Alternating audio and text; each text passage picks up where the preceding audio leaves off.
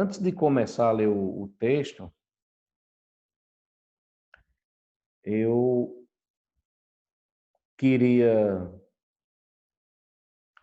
fazer uma citação do próprio mestre Dogen,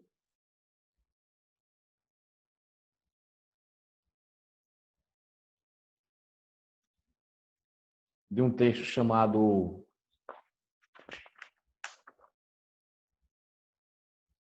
Shinjin Gakudo, que não é esse que a gente está lendo agora, vai ler agora. Nesse texto, o mestre Dogen diz uma coisa interessante, que é a seguinte: devemos ser cuidadosos em distinguir realidade de ideias de realidade.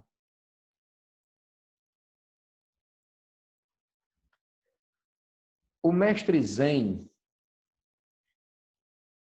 Taishan, quando se tornou completamente iluminado, pôde andar na lama e ser borrifado com água suja sem ficar aborrecido. Ele simplesmente passou a aceitar a lama como lama e água suja como água suja. Era um homem, portanto, livre, desligado das ideias de gosto e não gosto.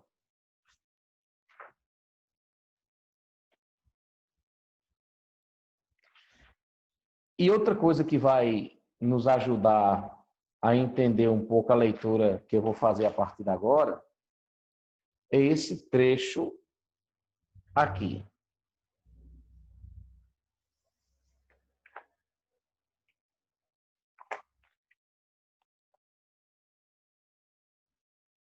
A vida está contida na morte.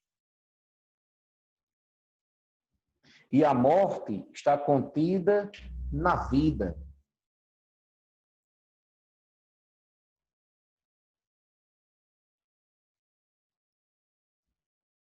Ainda assim,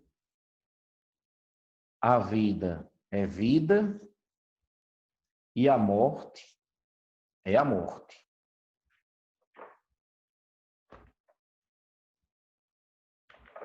Esse texto ele é simplesmente fantástico. Eu quero deixar você com essa ideia, com essa frase. É preciso distinguir realidade de ideias de realidade. Porque muitas vezes nós não estamos vendo a realidade. Nós estamos apenas com algumas ideias sobre a realidade. Mas o texto que a gente vai ler hoje, o Gakudo Yoshinshu, traduzido como pontos a observar no estudo do caminho, ele diz o seguinte, a parte 6. O que você deve saber para a prática do Zen? Zazen é de importância vital. Não deve ser negligenciado nem tratado superficialmente. Na China, há excelentes exemplos de antigos mestres Zen que deceparam braços ou dedos pelo bem da verdade.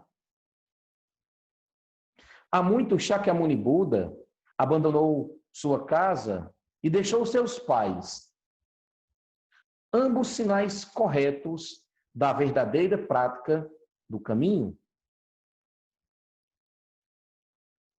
Uma interpretação possível para essa frase que eu acabei de ler, de deixar sua casa, o isolamento como sendo uma forma da diminuição do influxo kármico, que nós já conversamos sobre isso aqui, que nos obriga a agir praticamente do mesmo jeito sempre. A pensar as coisas praticamente do mesmo jeito sempre. É uma das causas, é um dos motivos pelo qual nós deveríamos, sempre que possível, fazer retiros. Porque essa força, esse influxo, essa forma de a gente operar, pensar e sentir o mundo, vai gradualmente ficando menos forte.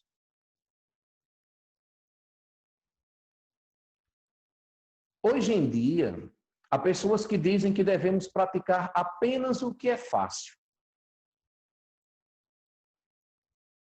Essas palavras estão erradas e muito distantes do caminho. Você deve saber.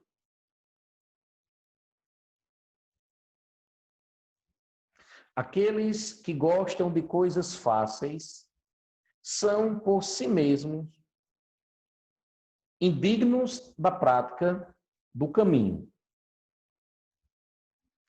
Shakyamuni só alcançou o ensinamento após submeter-se a severos treinamentos por incontáveis éons, considerando-se quão dedicado o fundador do budismo foi.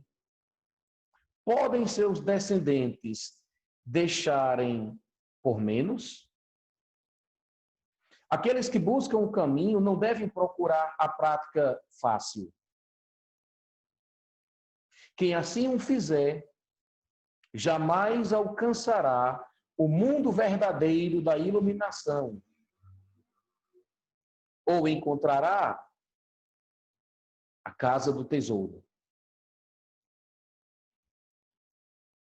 Até o mais talentoso dos antigos ancestrais disse que o caminho é difícil de praticar.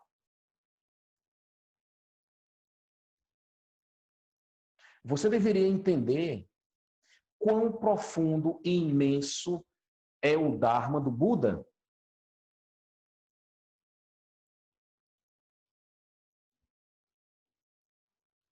Agora o texto começa a pegar. Se o caminho fosse originalmente tão fácil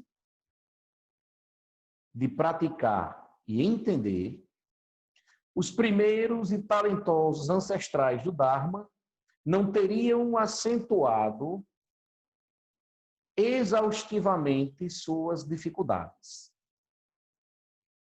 Quebrar os ossos e esmagar a medula é considerado uma prática muito difícil. No entanto, é muito mais difícil controlar corpo e mente, controlar a mente. As práticas de prolongadas austeridades e pureza podem ser consideradas difíceis, mas harmonizar as ações físicas é o mais difícil.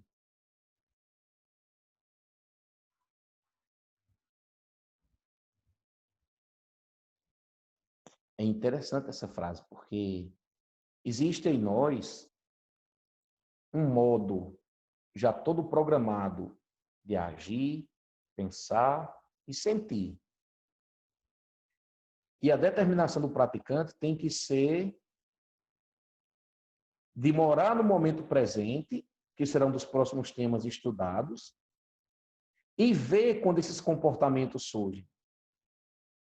E perceber quando isso está surgindo e não cair nesse influxo.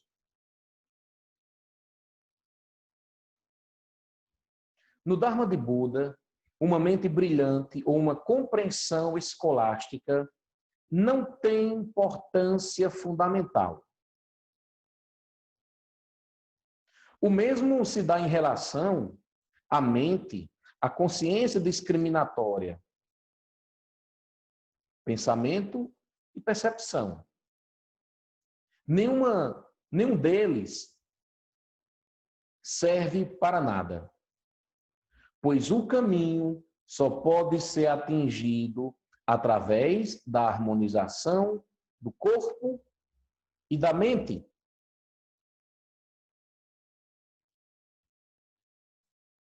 Se fosse possível entrar no caminho baseado em possuir uma mente brilhante e um grande conhecimento, o culto praticante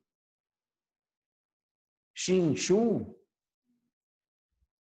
teria sido com certeza capaz de fazê-lo. Se a origem modesta fosse obstáculo para entrar no caminho, como Daikan-no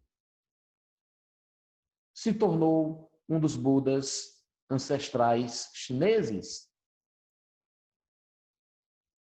Estes exemplos mostram claramente que o processo de transmissão do caminho não depende nem de uma mente brilhante e nem de amplos conhecimentos.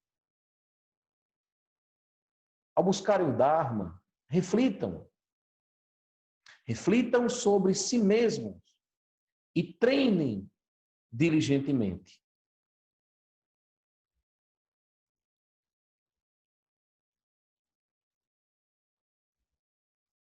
Nem a juventude, nem a idade avançada constituem obstáculos para entrar no caminho.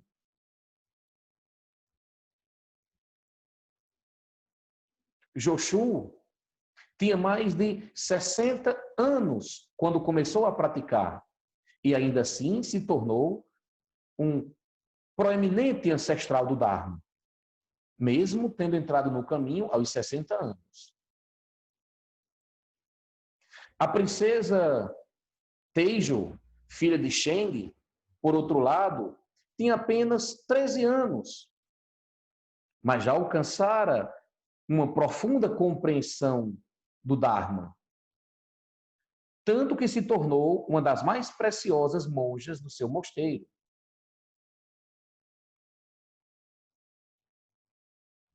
O poder do Dharma de Buda se revela de acordo com o esforço realizado e se manifesta diferentemente em relação a ter havido ou não treinamento.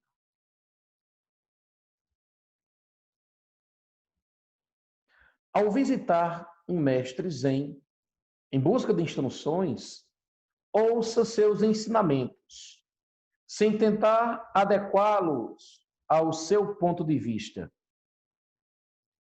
Purifique seu corpo e mente, seus olhos e ouvidos, e simplesmente ouça a sua orientação,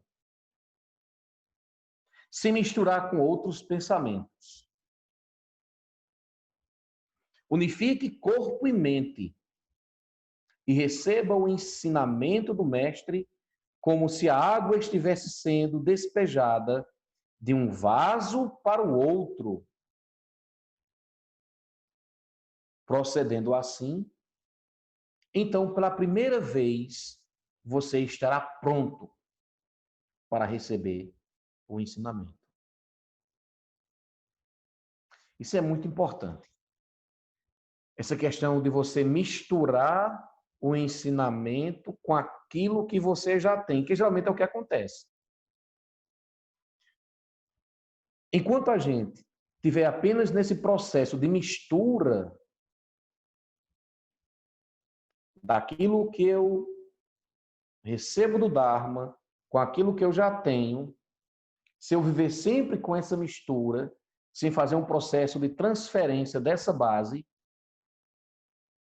nós não podemos nos considerar budistas. Budistas, de fato. Porque o budista realmente é aquele que vê o mundo a partir de quê?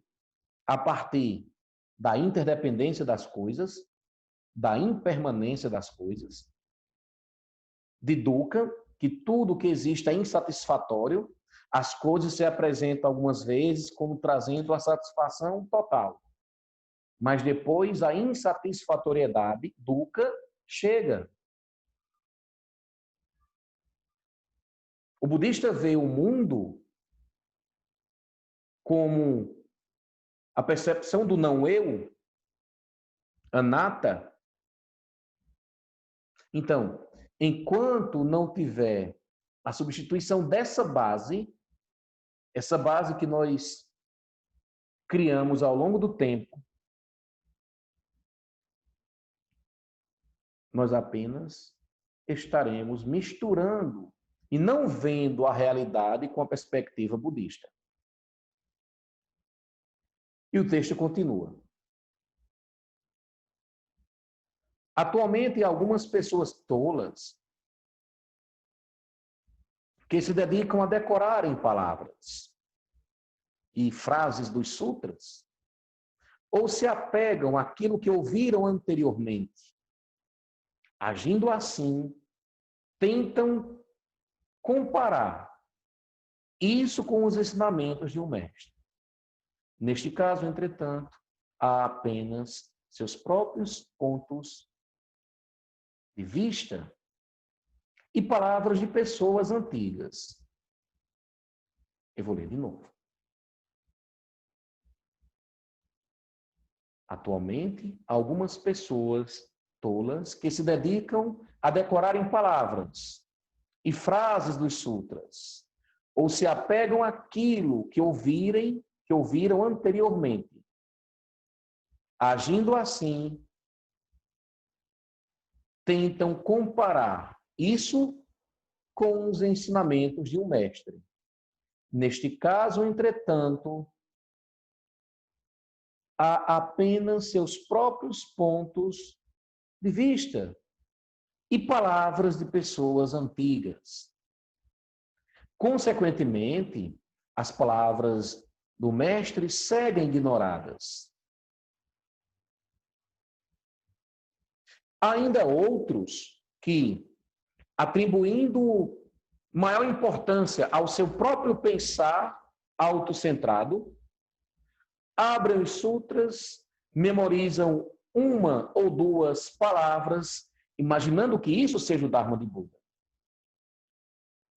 Mais tarde, ao receberem o ensinamento do Dharma, de um mestre Zen iluminado, eles o consideram verdadeiro apenas se coincidirem com seus próprios pontos de vista. Do contrário, se não coincidir com os próprios pontos de vista, acham que os ensinamentos são falsos. Se os ensinamentos que você ouvir de um mestre Zen não coincidirem com as suas opiniões, provavelmente ele é um bom mestre Zen.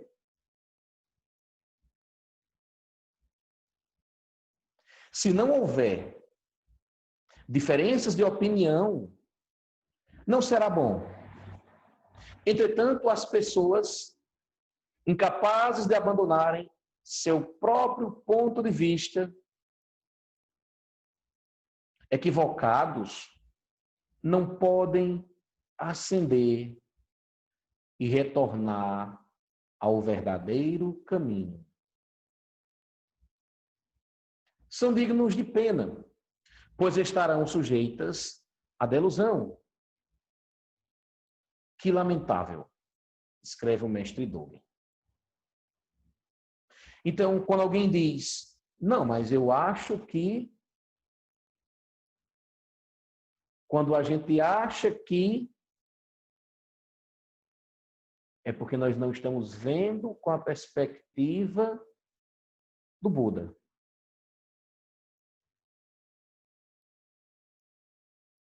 Praticantes budistas devem entender que o Dharma do Buda está além do pensamento. Está além da discriminação, da análise, das profecias e da imaginação. E também da própria introspecção. da percepção e da compreensão intelectual, não é? Ou seja, não basta saber. Eu sei que a realidade é impermanente. Eu sei que tudo que existe é interdependente. Esse saber puramente intelectual não basta. É preciso saber em outro nível, nesse nível mais profundo, na base.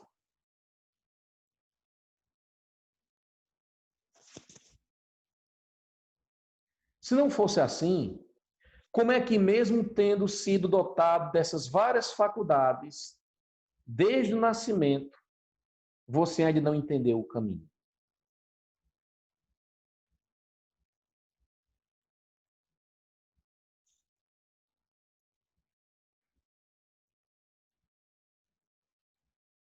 Há um tempo eu conversei com uma pessoa, uma conversa bem interessante, dizia: olha, monge, é o seguinte, eu pego um pouquinho aqui, outro pouquinho ali e outro pouquinho ali, e monto a minha mesma, e monto a minha própria filosofia. Tem algum problema com isso? Eu digo, não, nenhum. E fiquei.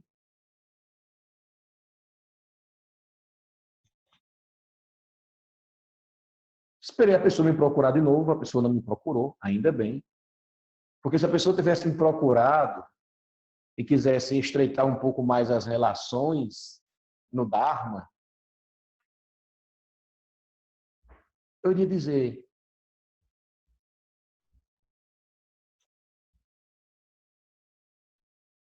meu filho, minha filha,